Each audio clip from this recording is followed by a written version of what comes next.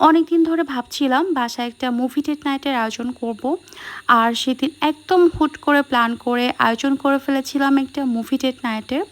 তো কিভাবে করলাম আর কেমন এনজয় করলাম সেসব নিয়ে থাকছে ডিটেলস একটা ভ্লগ। আসসালামু আলাইকুম এভরিওয়ান, কেমন আছেন সবাই? আশা করছি যে যেখান থেকে আমার ভিডিওটা দেখছেন সবাই অনেক ভালো আছেন, সুস্থ আছেন। অনেকদিন ধরে আমাদের দুজনের প্ল্যান ছিল যে সুন্দর করে আমরা একটা মুভি ডেট নাইট করব বাসাতে, বাট সময় সুযোগ হয়ে উঠছিল না ওইভাবে, আর ওটা করাও হচ্ছিল না। ফাইনালি সেদিন আমার হাজব্যান্ড আমাদের বাসায় এসেছিল 2 দিনের জন্য বেড়াতে। তো তখন হঠাৎ সন্ধ্যার দিকে আমার মনে হলো যে আজকে একটা মুভি দেখি। দেন তখনই ভাবলাম যেহেতু মুভি দেখবো তাহলে বাসায় যা কিছু আছে সেটাই টুকটাক করে একটু আয়োজন করে ফেলি। শুধু শুধু বসে মুভি দেখতে তো আর ভালো লাগবে না, তাই না? তো বাসায় যা কিছু আছে ভাবলাম তা দিয়ে কিছু স্ন্যাক্স বানিয়ে ফেলি। ফার্স্টে ভেবেছিলাম একটু পাস্তা বানাবো, বাট আমার হাজব্যান্ড বলছিল যে ও একদম দেশি স্টাইলে নুডলস রান্না খাবে। তো ওর জন্য ফার্স্টে একটু নুডলস বানিয়ে নিলাম, আর ভাবলাম একটু পপকর্ন বানাই। মানে মুভি দেখার সাথে পপকর্নের তো খুবই দারুণ একটা কম্বিনেশন, তাই না? পপকর্ন না হলে তো চলেই না। আর যেহেতু পপকর্নটা ছিল তো ভাবলাম কিছু পপকর্নটাও ভেজে নিই। যেহেতু আমার একদমই আগে থেকে প্ল্যান করা ছিল না, তাই তেমন কোনো আয়োজনও ছিল না, খুবই সিম্পলের মধ্যে সব কিছু করছিলাম। আর এই পপকর্ন ভাজার সময় এই পার্টটা তো আমার কাছে খুবই স্যাটিসফাইং লাগে, যখন একটা দুইটা করে ফুটতে থাকে আর পরপর সবগুলো হতে থাকে। এই সাউন্ডটাও কিন্তু খুবই মজা লাগে, তাই না? আর যখন দেখি সবগুলো পপকর্ন সুন্দর মতো হচ্ছে তখন তো খুবই আনন্দ লাগে, এটা দেখতেও অনেক ভালো লাগে। প্রায় 99%ই সবগুলো হয়েছিল, বাট একটা দুইটা হয়তো হয়নি। দেন ভাবলাম যে বাসায় ফ্রিজে কোল্ড ড্রিঙ্কস আছে ওইটাই সার্ভ করে দিই। পরে আবার ভাবলাম যে না, একটু সুন্দর করে কোল্ড কফি বানিয়ে নিই, যেহেতু কোল্ড কফিটা আমার খুবই ফেভারিট। আর এই যে কোনো কাজ করবার অঘটন ঘটবে না তাই কি হয়।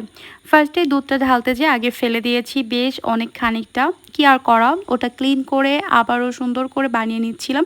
আর এদিন কোল্ড কফিটাও আমি অনেক সিম্পল করে বানিয়েছিলাম, কিন্তু খেতে কিন্তু ভীষণই মজা হয়েছিল। রেসিপিটা আমি অন্য একদিন শেয়ার করব। দেন আমার সব কিছু বানানো শেষ, এখন সুন্দর করে সব কিছু সার্ভ করে নিচ্ছি। ফার্স্টে আমার সেই সুন্দর বেড টেবিলটা দিয়ে দিলাম, আর ল্যাপটপে একটা হরর মুভি অন করেছিলাম সেদিন। দেন সুন্দর করে খাবারগুলো সার্ভ করে নিচ্ছিলাম। খুবই সিম্পল কিছু খাবারের আয়োজন করেছিলাম, বাট মুভি দেখার জন্য তো একদমই পারফেক্ট ছিল। আর সব কিছু একটু সুন্দর করে প্রেজেন্ট করছিলাম যেন সুন্দর একটা অ্যাম্বিয়েন্স ক্রিয়েট হয়। খুব সিম্পল কোনো জিনিসও যখন একটু সুন্দর করে প্রেজেন্ট করা হয় তখন সেটা কিন্তু একটা অন্যরকম রূপ নেয়, তাই না? প্রতিদিনই তো আমরা কম বেশি কিছু না কিছু বানিয়ে খেয়ে থাকি, বাট সেগুলোর কথা কিন্তু আমাদের কাছে স্পেশালি ওরকমভাবে মনে থাকে না। বাট কোনো কিছু যদি একটা দিন আমরা একটু সুন্দর করে আয়োজন করে সেলিব্রেট করি, বা কিছু একটা বানিয়েও যদি একটু সুন্দর করে প্রেজেন্ট করে আমরা এনজয় করি, সেটা কিন্তু আমাদের কাছে অনেক দিন পর্যন্ত মনে থাকে, একটা মেমোরি হিসাবে থেকে যায়, তাই না? বিকালের দিকে যখন বাইরে গিয়েছিলাম তখন কিছু চিপস আর ওয়েফার কিনেছিলাম, তো সেখান থেকে দু একটা একটু এখানেও সাজিয়ে দিলাম। আর ওয়েফারটা মেনলি আমার খুবই পছন্দ। আর এই তো সব কিছু ডেকোরেট করা শেষ, সাথে একটা ফ্যারি লাইটও অ্যাড করে দিয়েছি। আর এই লাইটটা জ্বালিয়ে কিন্তু একটা অন্যরকম অ্যাম্বিয়েন্স ক্রিয়েট হয়েছে। এই তো মুভিটা সুন্দর করে এনজয় করছিলাম, আর দুজন মিলে অনেক সুন্দর একটা টাইম কাটিয়েছিলাম ওই সময়টা। যেহেতু আমার হাজব্যান্ডটা অনেকদিন পরে এসেছিল তো খুবই ভালো লাগছিল, ওর সাথে আসলে বসে থাকতেও ভালো লাগছিল, তার সাথে তো মুভি দেখছিলাম, সুন্দর একটা সময় পার করছিলাম, খুবই ভালো লাগছিল। আমরা এখন মোটামুটি খুবই বাজে একটা জেনারেশন পার করছি। আমরা এখন মোবাইলের প্রতি এত বেশি অ্যাডিক্টেড, আমার কাছে তো মনে হয় আমরা ভয়াবহ কোনো নেশার থেকেও মোবাইলের প্রতি বেশি অ্যাডিক্টেড। আগের দিনগুলো আমি খুব বেশি মিস করি। আগের দিনগুলো কতই না সুন্দর ছিল, যখন আমাদের জীবনে মোবাইল ছিল না। তখন একে অপরের প্রতি অনেক সুন্দর একটা বন্ডিং ছিল, রিলেশনশিপগুলো এখনকার থেকে অনেক বেশি সুন্দর ছিল। তখন সবাই সবাইকে সময় দিত, গল্প করত, আড্ডা দিত। বাট এখন আর কেউ কারোর সাথে গল্প করতে চায় না, আড্ডা দিতে চায় না, সবাই যার যার মোবাইল নিয়ে ব্যস্ত। আমাদের বন্ডিংগুলো সে আর আগের মতো নাই। পাশাপাশি আমরা বসে থাকি কিন্তু সবাই মনে হয় যেন সবার ফোনের প্রতি ব্যস্ত থাকি।